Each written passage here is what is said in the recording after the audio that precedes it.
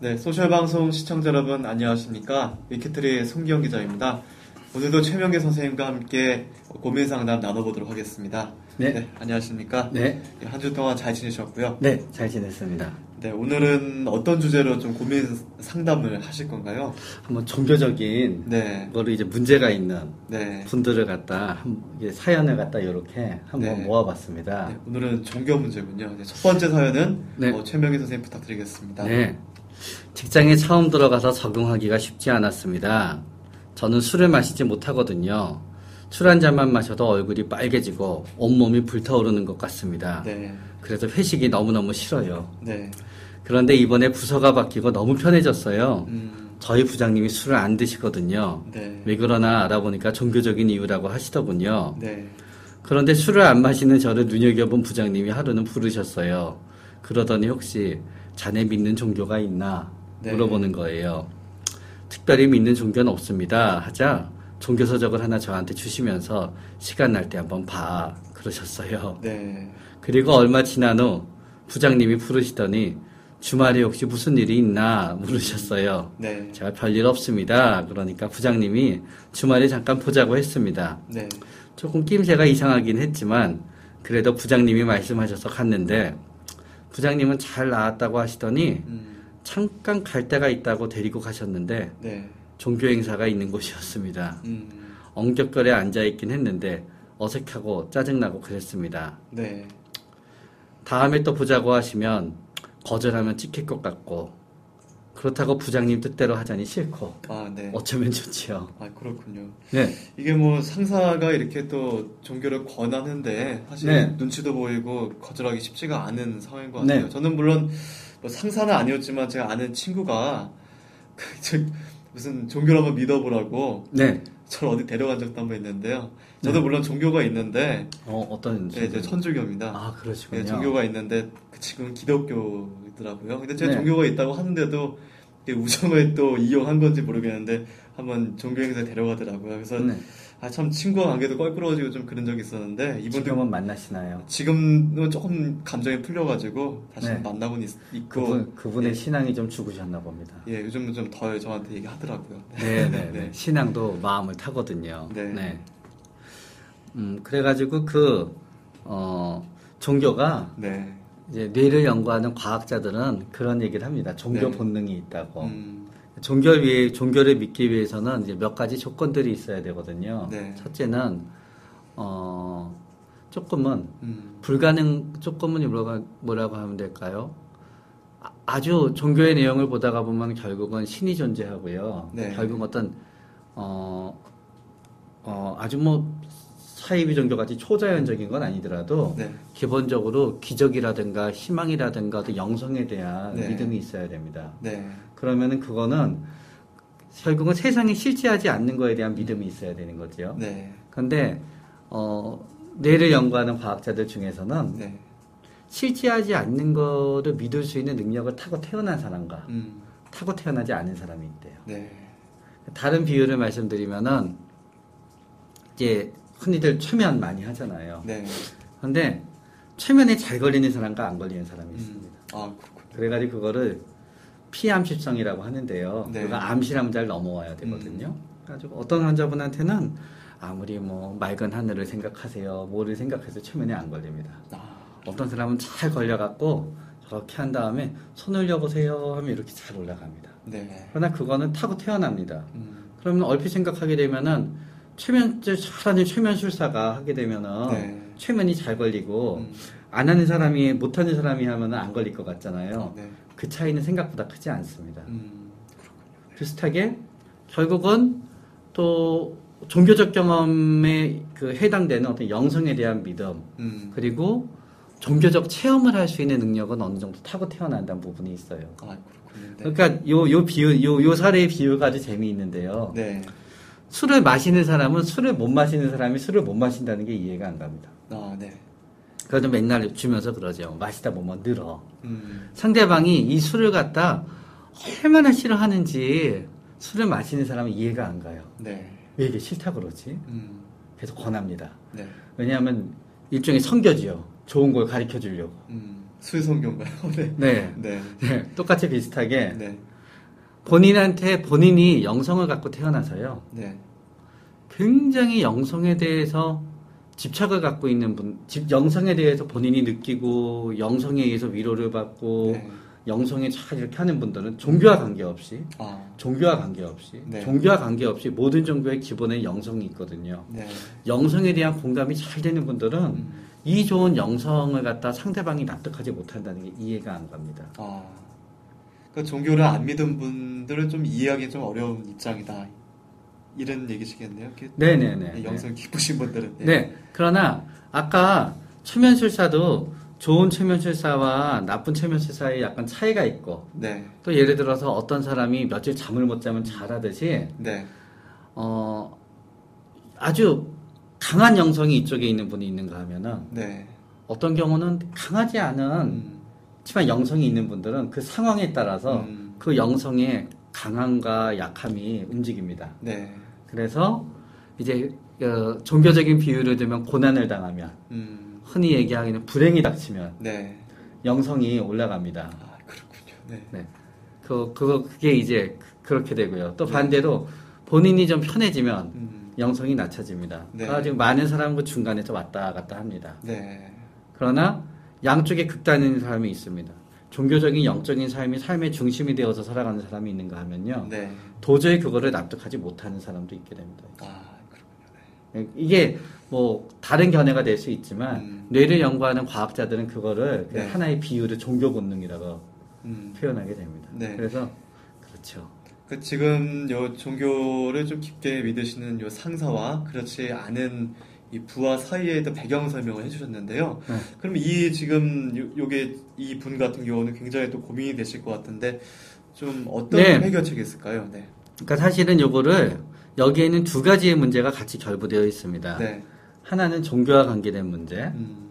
두 번째 문제는 술을 못 마시는 마이너리티이기 때문에 네. 마이너리티 입장에서 쉘터가 네. 필요하다는 문제. 네.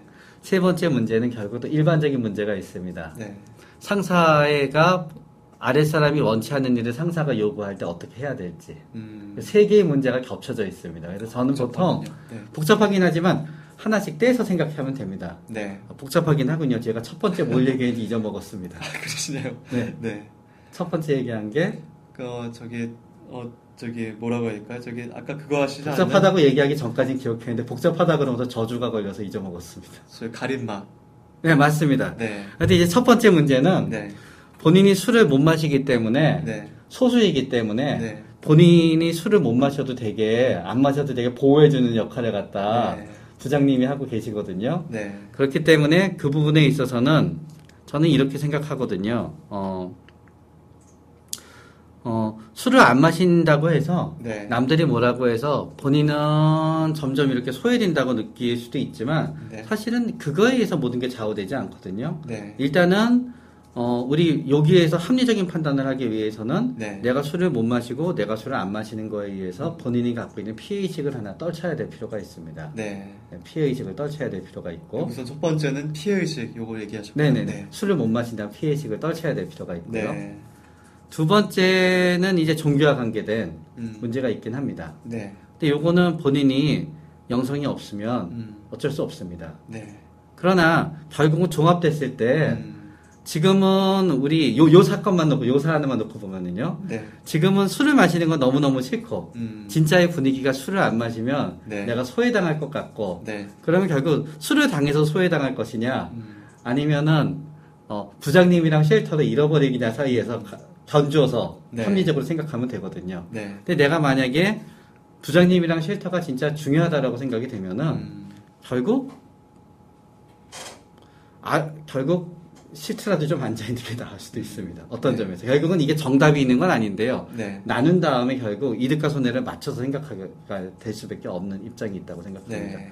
그러나 또 어떻게 생각하면 부장님의 입장에서는 믿지 않으려고 하지만 네. 그랬다고 볼 수도 있지만 결국은 또 나름대로 최선을 다하는 게 되고요. 이게 결국 어떤 데 있냐면요. 네. 가끔씩은 또 요새는 또 어떤 사람들은 그 부장님이 골프를 좋아하셔서 가자 그러면 다들 좋아하잖아요. 네. 치시나요? 저는 못 칩니다. 예. 네.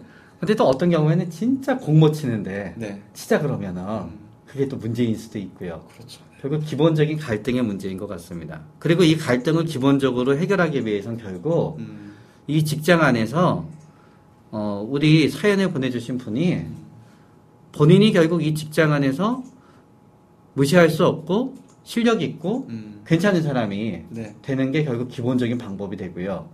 부장님이라는 부장님이라는 보호막이 없다 그러면은 다른 보호막을 찾든지 아니면 술을 안 마실 뿐이라고 하더라도 술을 안 마실 뿐이지만 다른 사람들이 나를 술을 안 마신다 그래서 나를 갖다 힘들고 이상하게 여기지 않을 거라고 생각할 정도로 다른 분들과 평소에 대인관계를 회복하든지 그게 결국은 이쪽을 안 하게 되는 대신 저쪽을 갖다 보강하든지 그렇기 때문에 그런데 문제는 요 사연을 보내주신 분은 지금 복잡하다고 얘기하실 수도 있잖아요. 여러 가지 변수의 문제를 갖다 종교단체에 가느냐 종교 행사에 가느냐 안 가느냐 하나로 지금 생각하는 한은 이 문제는 풀리지 않습니다. 그렇군요. 네. 그러니까 일단 술을 안 마시는 거는 굉장히 좋은 거고요. 대신 술을 안 마심에도 불구하고 본인이 다른 동료들과 대인관계를 하고 이렇게 할 수 있는 다른 방법을 잘 찾아보고요. 그리고 술을 안 마시는 것도 결국 술을 갖다 상대방이 안 마시게 하는 거에 대해서 잘 이렇게 넘길 수 있는 수단을 갖는 게 낫고요. 제 생각에 회식에 안 가는 게 최고입니다. 밥만 먹다가 보통은 이렇게 있다가 뭐 마시는 척하고 실갱이하고 뭐 인사하고 나오는데요. 중간에 슬쩍 달아나는 것처럼 좋은 건 없습니다.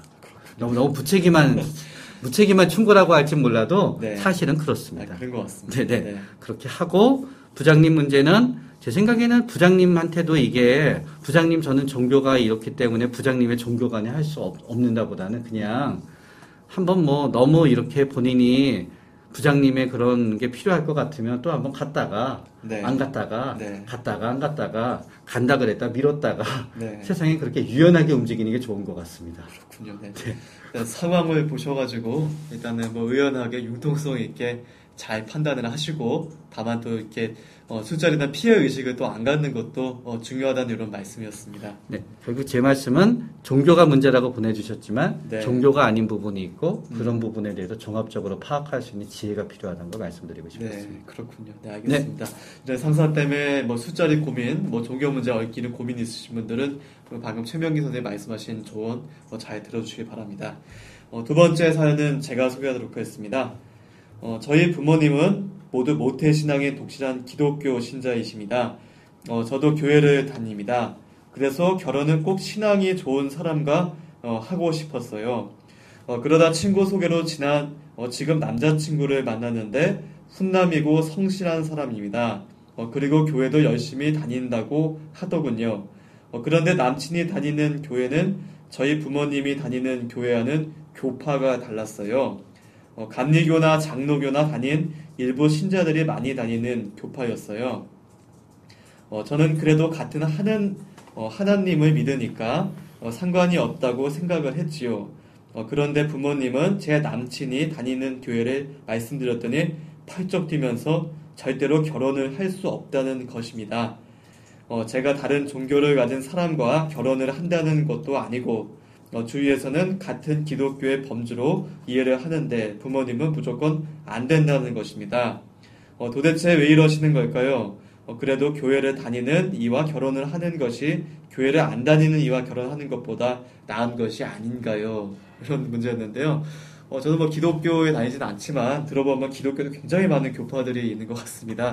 그래서 이 문제가 또 갈등이 있으신 분들 많은 것 같은데요. 이분도 이런 고민 사연인 듯 합니다. 근데 저는 이것도 비슷하게 한번 접근을 해보고 싶습니다. 결국은 이 사연은요, 부모가 결혼을 반대하는 겁니다. 그러니까 부모가 결혼을 반대하는 거에는 다양한 이유들이 있습니다. 그렇죠. 지역, 학벌을 문제 삼기도 하고, 또 나이를 문제 삼기도 하고, 또 어느 나라 사람이냐 어느 지역 사람이냐 문제 삼기도 하고 결국은 그러나 다 똑같은 문제입니다. 부모가 결혼을 반대하는 겁니다. 그리고 또 부모도 결혼을 반대한다 그러지만 사실은 부모가 결혼을 반대하는 게 단지 종교 때문일 수도 있고요.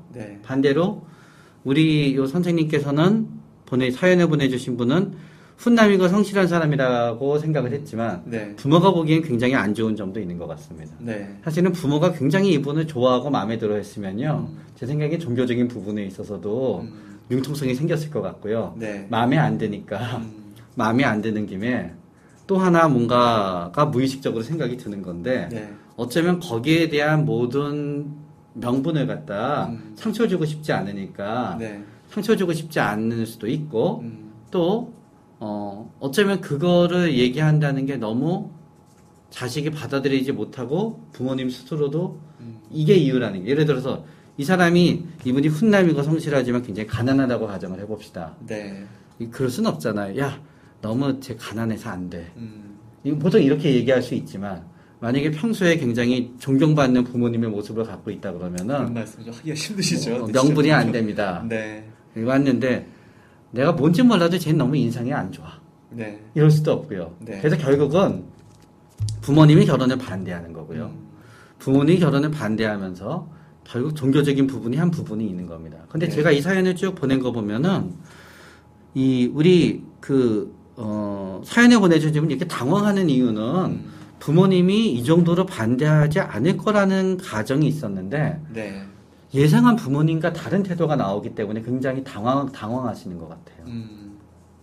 그러니까 부모님이 굉장히 비합리적인 분은 아닐 것 같아요. 어쩌면. 네. 단지 이런 이유로 반대할 분은 아닌 것 같아요. 네. 그래서 저는 일단 부모님은 이것 때문에 안 돼. 라고 얘기하지만 네. 혹시 부모님이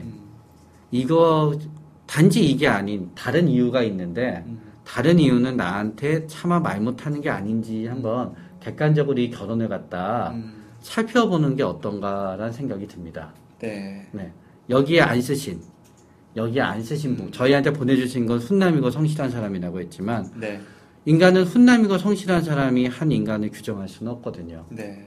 훈남이고 성실하지만 재혼일 수도 있고요. 그렇죠. 네. 훈남이고 성실하지만 병에 걸려 있을 수도 있고요. 네. 훈남이고 성실하지만 또 너무 고지식할 수도 있고요. 네. 그런 점에 있어서 한번 종교 말고도 혹시 다른 부분에 있어서 배우자가 네. 마음에 걸리는 있는 점인지 한번 해보고요. 네. 그런 다음에 그런 부분에 있어서 한번 좀 설득을 해보고요. 네. 또 보통 이런 경우에 이렇게 되는 경우도 좀 많이 봤거든요. 이제 상대방이 남친한테. 네. 근데 이런 경우도 좀 봤습니다. 어떤 경우인가요? 진짜 이거 진짜 있었던 경우인데요. 네. 이 부모님이 종교 때문에 안 된다고 그랬잖아요. 남친한테 가서 누가 얘기했어. 이런 비슷한 경우에. 네. 종교를 바꾸면 안 돼? 혹시 남친이 종교 바꿨답니다. 아, 네. 그러니까 부모님이 더 안 된다 그랬답니다. 아, 그런가요? 다른 이유 때문에 그럴 수도 네. 그래서 뭐라고 안 된다는지 아세요? 네. 그래도 옛날에 그 종교를 믿었잖아. 그러니까 결국 그 부모님의 마음에는 안 되는 이유가 안 되는 사람이었기 때문에 그래서 안 되는 겁니다. 그렇죠. 그리고 또 종교적인 건 표면적인 또 이유뿐이었겠네요. 네. 네. 그런 다음에 또 안 되다고 해도 재미있는 점이 단지 또 각 모든 부모님은 네. 그 자녀가 결혼을 했으면 하는 나이가 있습니다. 또 네. 결혼을 맞는 때인지 아닌지 또 네. 그런 부분도 있고요. 네. 또 결혼에 대한 어떤 부모님이 해줘야 되는 여러 가지 준비의 문제. 네. 또 따님이 결혼해서 나가 살았을 때 또 달라지게 되는 부모님의 문제. 사실 모든 게 다 뒤앉아 있습니다. 그래서 네. 단지 종교가 문제라는 부모님의 마음의 밑에 있는 네. 다른 세속적인 부분을 한번 펼쳐보고 네. 바라보고 거기에서 방법을 찾는 게 맞는 것 같아요. 그렇군요. 이런 경우에 보통 많은 상대방이 배우자한테 가서 종교 좀 바꾸면 안 돼? 그런 얘기 합니다. 그래서 실제로 종교를 바꾸고 결혼할 수도 있습니다. 네. 그러나 저는 사실 기독교이신 분이 불교를 종교를 바꿔서 결혼하거나 네. 불교이신 분이 뭐 천주교를 바꿔서 결혼을 하거나 네. 별로 그렇게 좋게 풀린 적을 본 적이 없습니다. 아, 그렇군요. 네. 왜냐하면 같이 살면서도 기본적인 마음에 안 들었던 부분이 있기 때문에 그 갈등이 없어지지 않고 계속 가더라고요. 그렇군요. 네. 네. 단지 종교만의 문제가 아니라 그 아래 또 깔린 뭐 세속적인 조건, 여건에 대해서 뭐 부모님이 안 좋게 보시는 부분이 있는지 이런 부분들 살펴주시면서 좀 방법을 좀 합리적으로 좀 풀어가시는 게 어떻겠냐 이런 말씀이었습니다. 그러니까 부모님 생각에 이 사람은 요거만 아니면 좋아인지 이것도 이러니 싫어인지를 한번 잘 판단해야 됩니다. 네, 곰곰이 한번 판단해 보시기 바랍니다. 네. 네, 세 번째 사연 소개 부탁드리겠습니다. 끔찍한데요. 네. 제 삶은 결혼하던 날부터 지옥이었습니다. 남편은 자신의 뜻대로 하지 않으면 구타는 기본이고 강목으로 맞은 적도 한두 번이 아닙니다. 네. 저는 몇 번이나 자식들을 데리고 죽고 싶었습니다. 하지만 제가 죽지 않고 살아갈 수 있었던 건 신앙 때문이었습니다. 신은 제 힘든 처지를 다 아시고 저를 사랑하고 있다는 믿음. 언젠가 저 세상에 가게 되면 저의 고통이 모두 사라질 것이란 믿음이 저를 견디게 했습니다. 네. 그런데 남편은 제가 집안일은 신경 쓰지 않고 종교생활만 신경 쓴다면서 항상 종교 생각한다면서 항상 저를 욕하고 때립니다. 네. 주위에서는 남편의 말만 믿고 제가 집안일을 등한시하고 종교생활만 한다고 생각을 합니다. 네. 저는 남편을 용서했습니다. 그래서 주위의 남편이 저를 학대한다는 걸 굳이 알리고 싶지 않습니다. 하지만 바람이 나서 여자가 새로 생긴 남편은 얼마 전 이혼을 하자고 하더니 네. 제가 응해주지 않자 이혼 소송을 냈습니다. 네. 제가 종교생활에 빠져서 집안 살림을 등한시했다나요? 너무 억울합니다. 네. 이번 사연이 굉장히 안타까운 사연인데요. 저게 뭐 남편한테 구타도 당하시는데 그러시면서도 또 종교에 더 깊숙이 들어가시는 것 같아요. 이번 사연을 보면. 예. 이게 알코올依存症가정폭력인 남편이랑 네. 사는 분들 중에 종교의 힘으로 이겨내는 분들이 실제로 굉장히 많습니다. 네. 많은 정도가 아니라 제가 쭉 이렇게 봤었던 가정폭력 피해자들을 보니까 네. 거의 7, 80%, 8, 90%는 그런 것 같습니다. 그래서 딱 원하는 건 딱 두 개인 것 같아요. 네. 자식에 대한 책임감과 믿음, 종교. 그러니까 이분의 입장에서는 굉장히 억울한 마음이 있을 것 같습니다. 네. 그러나 저는 이 사연을 보면서 이런 생각을 합니다. 종교생활에 빠져서 집안 살림을 등한시했다는 게 억울하긴 하지만 네. 억울하다고 사연을 저한테 보내주신 이면엔 결국 네. 아직도 이혼을 하고 싶지 않다는 마음이 있는 것 같습니다. 사실은 그게 더 큰 문제인 것 같습니다. 네, 그렇죠. 네. 그래서 여태까지 피해자였고 남한테 얘기하면 수치스럽고 네. 또 어차피 남들도 다 똑같이 사는 것 같고 또 자기 자신에 대한 자신감도 떨어지고 네. 그렇기 때문에 저는 일단은 자신의 무책임함을 한 남편한테 분노하기보다는 네. 이 상황이 됐으니까 이혼을 하느냐 안 하느냐가 제일 중요한 것 같습니다. 네. 그래서 만약에 이혼을 안 하고자 했다 그러면은 종교생활이 독실하셨다 하더라도 네. 그 독실함에 대한 이유를 판사가 인정해주고 그런다 그러면 불이익은 받지 않으실 것 같고요. 네. 반대로 이혼을 하기로 결심했다 그러면은 남편의 사유가 아닌 우리 사연 보내주신 분의 입장에서 남편의 부당한 점을 잘 증명해서 본인의 권리를 갖다 최대한 인정받으실 수 있게 되기를 바랍니다. 네. 아마 이혼 소송까지 간 거 보니까 아마 뭐 재산을 분할하다든가 여러 문제에 있어서 분쟁이 있기 때문에 네. 그런 것 같아요. 그러고 또 그런데 또 그런 생각도 합니다. 또 가끔은 또 우리가 사연으로 모든 걸 판단할 수 없으시니까요. 네. 네. 그러나 그런 부분은 그렇죠. 안타까운 사연이지요. 네. 네. 사실은 이게 또 종교의 힘인 것 같습니다. 이런 슬픔과 괴로움을 극복해낸다는 게. 네. 그렇군요. 이제 뭐 시간이 마칠 시간이 다 됐는데요. 뭐 네 번째 사연이 있었지만 시간 관계상 저희가 세 번째 사연까지 정리를 하고요. 오늘 짧게 미처 하시지 못한 말씀이나 마지막 하실 말씀 있으시면 짧게 부탁드리겠습니다. 네, 제가 이제 그 몽테뉴의 전기를 읽으면서요. 네. 종교 전쟁에 대해서 쭉 글을 보고 있습니다. 네. 그러니까 그 옛날에 몽테뉴가 그랬대요. 그때는 이제 캐톨릭이랑 프로테스탄트랑 네. 서로 이렇게 막 싸우고 있었습니다. 네. 근데 몽테뉴가 그랬대요. 다들 신앙을 위해서 싸운다 그러지만 신앙을 위해서 싸우는 거는 제일 밑에 있는 병사들 뿐이고 네. 그 위에 있는 왕들은 전부 다 자신의 이익을 위해서 종교를 이용하는구나라고 했답니다. 네. 사실은 얼핏 보라보면 종교적인 갈등으로 비추이는 면에는 네. 또 다른 여러 가지 부분들이 있기 때문에 그런 부분을 감안해서 좀 더 현명하게 네. 이렇게 해결하는 그렇게 되었으면 좋겠습니다. 네, 네. 그렇군요. 오늘 말씀 감사드립니다. 네. 네, 시청해주신 소셜방송 시청자분들 감사합니다. 다음 주에 뵙겠습니다. 네.